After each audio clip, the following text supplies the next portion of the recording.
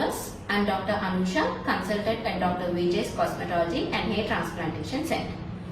ఈ రోజు మనం హెయిర్ ట్రాన్స్ప్లాంటేషన్ జరిగిన ఎన్ని రోజులకి డోనర్ ఏరియాలో హెయిర్ అనేది వస్తుందో తెలుసుకుందాం.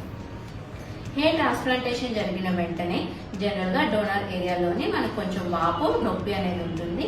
ఇది ఒక 24 నుంచి 48 గంటల్లో ఏదైతే ఈ వాపు నొప్పి ఉన్నదో అది తగ్గిపోతుంది. ఆ తర్వాత మీకు 8 నుంచి 15 రోజులకి ఎక్కడి నుంచి అయితే మనం గ్రాఫ్ట్స్ తీసామో అక్కడ మీకు చిన్న చిన్న బ్లాక్ గా స్కిన్ అనేది కనిపిస్తూ ఉంటుంది. దీన్ని మనం క్రెస్ట్ అంటాము. ఇది మనకి ఈ 15 నుంచి 20 రోజుల్లో ఇది ఏదైతే ఉందో అది రాలిపోతుంది.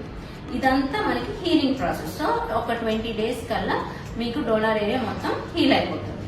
అయితే హెయిర్ ఎప్పుడు రావడం కనిపిస్తుంది?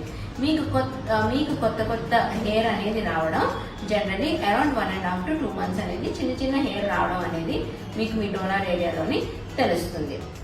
70% ఆఫ్ ద హెయిర్ మీకు రావాలి అంటే it takes around 6 to 8 months time. Complete గా నార్మల్ హెయిర్ రావాలి అంటే అరౌండ్ 9 to 12 months టైం అనేది పడుతుంది. అయితే ఈ హెయిర్ అనేది రావడానికి కూడా కొన్ని ఫ్యాక్టర్స్ మీద డిపెండ్ అయి ఉంటుంది.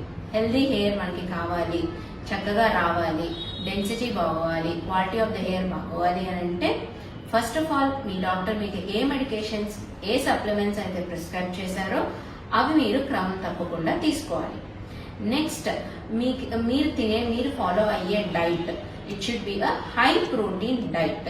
ప్రోటీన్ అనేది మన హెయిర్ కి చాలా మంచిది. సో ప్రోటీన్ అనేది మీ ఫుడ్ లో ఎక్కువగా ఉండేటట్టు చూసుకోవాలి.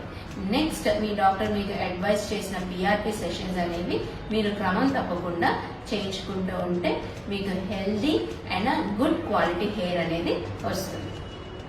Thank you.